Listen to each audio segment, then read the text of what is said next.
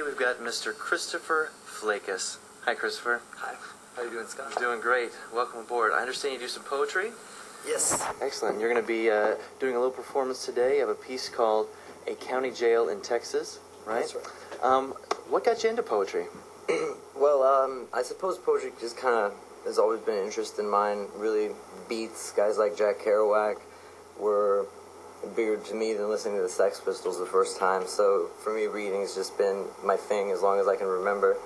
And this poem is really about a buddy of mine who went to jail, so I guess kind of an outlet for it was what kept me out of jail, I guess, poetry. Right on. A wonderful outlet. I understand you're also a musician.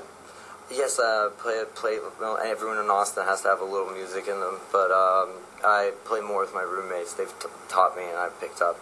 Excellent, excellent. So our piece today, entitled by A County Jail in Texas, inspired by your buddy, and today we're going to have it accompanied by Mr. Chadwick Hunter on acoustic guitar. I'd like to thank you all for tuning in to East by Southeast Spoken Word, and coming up, Mr. Christopher Flakus. A county jail in Texas. I've been moving across these highways. I've been under the weather since November's harsh withdrawals. Crawling back to life. Searching. Learning very little. Passing up old road signs in this inside-out roadkill that bakes to a crisp on the side of hot asphalt. But I keep going even when it gets bad, and I try not to let it slow me down. What I'm in such a hurry for, I still haven't figured out. I pull into a spectral gas station that appeared before me, bathed in an aurora of neon light. It looked like an oasis of peace out there in the middle of endless black night. I tried pumping gas into the car, but I wondered how far I could go on $4.50. Won't do much for my tank, so I leave the car in the parking lot and spend the $4 elsewhere. Be thrifty, you know? So I buy 2 cold Lone Star beers and use the rest of the change to call Eddie. For some reason, while I was waiting there for Eddie to come and get me, I got to thinking about the time I was riding horses with my grandmother. Faded as a Polaroid, her smiling from the saddle of her horse, and I, the little boy, learning to mount and ride. And the memory smells of leather and compassion, if it's even possible to remember.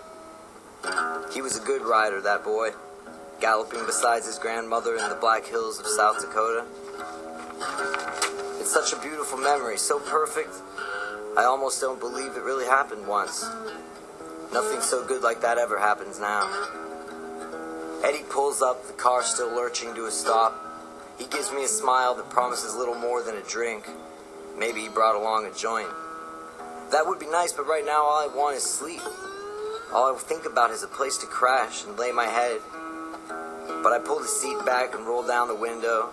Thank him once again for picking him up and steal a Winston cigarette from the pack that he had out on the dashboard. I light up and close my eyes.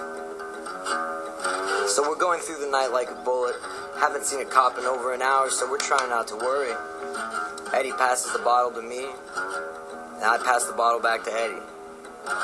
Then he takes out a prescription and offers me some pills, tells me he needs me to stay awake.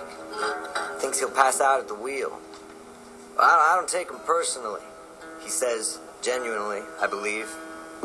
Those there, my wife's quite partial to them. She's all fired up on those things, run around the house with the damn Hoover. We laugh a little at this, and his head slumps for a moment, making the car swerve. Seriously, he tells me, take these little pills and drive if I have to. I wasn't expecting to pick you up.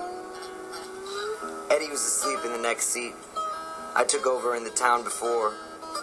We're almost home when the lights turn on in my mirror, twisting blue and red, fiery with amphetamine technicolor in my vision, pumping heavy, taking me to the sky.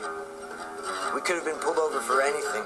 I'd be willing to bet that Eddie doesn't know the first thing about inspection stickers or a license plate. He might not have even had any for what I knew, but I was the man behind the wheel. When the cop walks up, he smelled us out for what we were. The Kentucky poison reeking out our jaws. Pulls me out and set me against the car. I felt the warm night, the hood burn against my skin, and the officer bent me over right there. as another patrol pulled up, and I felt even more conscious of the tattoos on my chest and arms. They'd noticed and were checking to see if they recognized any gang stuff, but even if they didn't, we still looked like hell. Hadn't shaved in days. Too late. Already looked guilty. And to make matters worse, I was tweaking on whatever Eddie had fed me in the car, those white round pills his wife takes to feel alert. And even as they snap the cold handcuffs around my wrists and hold my head, my thoughts are on Eddie's wife and how he likely gets a little something after all. She must come home revved up and ready for him like an Olympic diver. The cops go through the usual cat and mouse, good guy, bad guy, Hollywood crap. And then they tell me they got me pulled over for unusual driving. Hell, I don't know what to say, so I start telling the truth. I wasn't planning on driving. I ran out of gas. I called my buddy to come get me out here. He wasn't planning on driving either, so I took over a county back. I feel every word reverberate in my teeth. Dry cotton mouth, parched as jerky, white spittle. Everything I say comes out either too fast or not enunciated at all. My teeth chatter, and I'm sure Eddie and I are both going to be unhappy with the outcome of this night. Hell, his wife will be sad too, because that cop's probably going to find those pills, shake the little vial till it rattles like a snake. She'll get more, and we'll get the drunk tank. But it's moments like these when I thank God for having friends good enough to pick me up when I've run out of gas in the middle of the night. Even if we've done some bad things, Eddie was mostly drunk, but just trying to show some kindness. It may take a long time to recover, but for me the big question was always, where am I going to sleep tonight?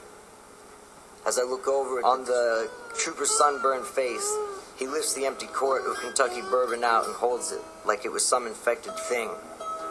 So at least the big question is answered. I feel tired for the first time.